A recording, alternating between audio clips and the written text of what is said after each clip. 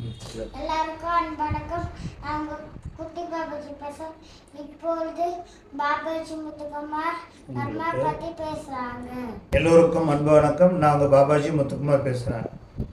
சில பேர் என்கிட்ட வந்து கொஞ்சம் கர்மாவை பற்றி கொஞ்சம் ஷார்ட் அண்ட் ஸ்வீட்டாக சொல்லுங்கப்பா அப்படின்னு கேட்டிருக்காங்க.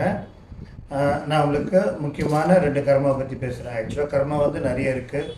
சஞ்சீத கர்மா, பிராப்த கர்மா, ஆகம கர்மா, அந்த மாதிரி நிறைய இருக்குது. பட் இப்போ வந்து 2 விதமான கர்மாவை நான் சொல்கிறேன். அது என்ன 2 விதமான கர்மா அப்படின்னு பார்த்தோம்னாக்கா, ஒன்று வந்து நல்ல கர்மா, இன்னொன்று வந்து கெட்ட கர்மா.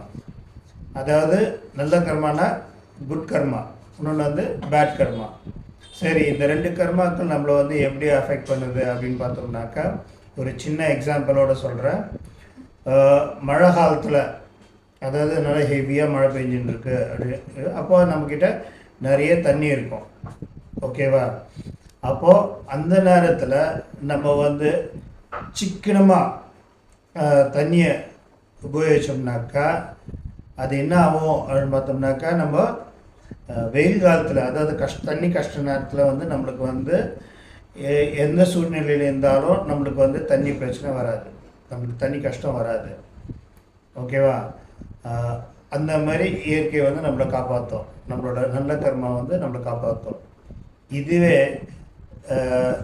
மழை காலத்தில் நம்ம வந்து தண்ணியை ஊதாரித்தனமாக, அதாவது இஷ்டத்துக்கு தேவையில்லாமல் கீழே ஊற்றிக்கிட்டு அந்த மாதிரி இதெல்லாம் வந்து நம்ம வந்து செலவு பண்ணோம்னாக்கா, வெயில் காலத்தில், அதாவது தண்ணி கஷ்ட நேரத்தில் வந்து நம்மளுக்கு கண்டிப்பாக தண்ணி ப்ராப்ளம் நம்மளுக்கு வந்துடும். அது என்ன தான் இருந்தாலும், நம்ம போர் போட்டிருந்தோம் அது வந்து வற்றிடும், இல்லை கிணறு இருந்தது அது வந்து வற்றிடும், ஏதோ ஒரு காரணம். அப்புறம் நம்மளுக்கு பம்பு இருந்ததுன்னா கூட வராது. அந்த மாதிரி ஏதாவது ஒரு ரூபத்தில் வந்து நம்மளுக்கு வந்து தண்ணி கஷ்டம் வந்துடும். இதெல்லாம் வந்து இதுதான் குட் கர்மா, பேட் கர்மா.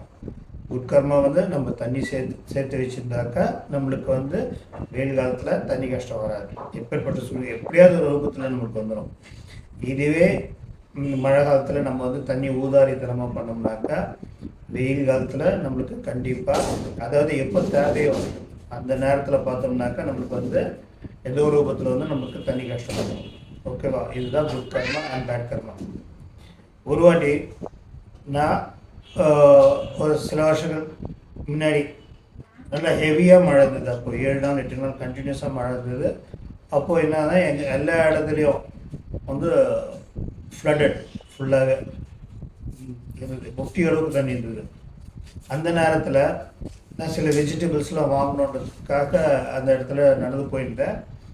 அப்போது எனக்கு முன்னாடியே ஒரு அம்மாவும் ஒரு சின்ன பொண்ணும் முன்னாடி போயிட்டு இருக்காங்க. அந்த பக்கம் என்னன்னாக்கா, அந்த ட்ரைனேஜ்லாம் ஓப்பன் பண்ணி இருந்ததுனால என்ன ஆச்சுனாக்கா, இந்த காவா நீர்லாம் ஃபுல்லாக மிக்ஸ் ஆகிருந்தது.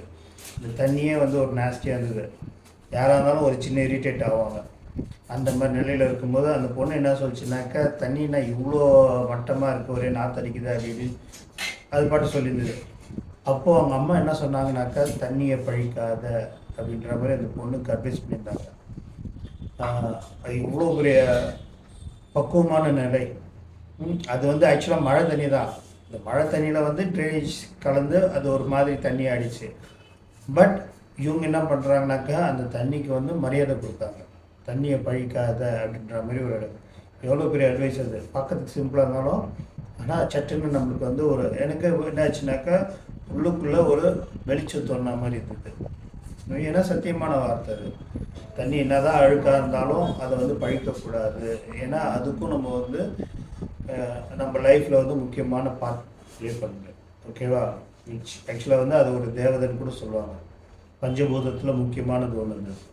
ஸோ அந்த மாதிரி நம்ம வந்து நல்ல கர்மாவும் கெட்ட கர்மாவும் நம்ம லைஃப்பில் வந்து அதை இது பண்ணோம். சரி, நம்ம வந்து ஆக்சுவலாக உன்னத நிலைக்கு போகும்போது இந்த 2 கர்மாவும் நம்மளுக்கு இருக்கக்கூடாது. நல்ல கர்மாவும் இருக்கக்கூடாது, கெட்ட கர்மாவும். அது வந்து எப்போனாக்கா நம்ம ஹையர் லெவல் பிளேனில் போகும்போது, ஹையர் லெவலில் இருக்கும்போது. பட் இப்போ வந்து நம்ம என்ன பண்ணுவோம்னா, அந்த கெட்ட கர்மாவை மட்டும் எப்படி வெளியேற்றுறது அப்படின்ற மாதிரி உங்களுக்கு நான் வந்து சொல்கிறேன். ஓகேவா? ஏன்னாக்கா இப்பயே வந்து நான் வந்து நல்ல கர்மா கெட்ட கர்மா பற்றி சொல்லிட்டுனாக்கா யாரும் எந்த நல்லதும் செய்ய மாட்டீங்க. அதனால் இப்போ நம்மளுக்கு முக்கியம் என்னன்னாக்கா, கெட்ட கர்மா வந்து வெளியேற்றணும். அது எப்படி அப்படின்றத உங்களுக்கு நான் வந்து அடுத்த பதிவில் சொல்கிறேன். அது வரைக்கும் எல்லோருக்கும் நன்றி, வணக்கம். ஓம் கிரியா பாபாஜி நம ஆம்.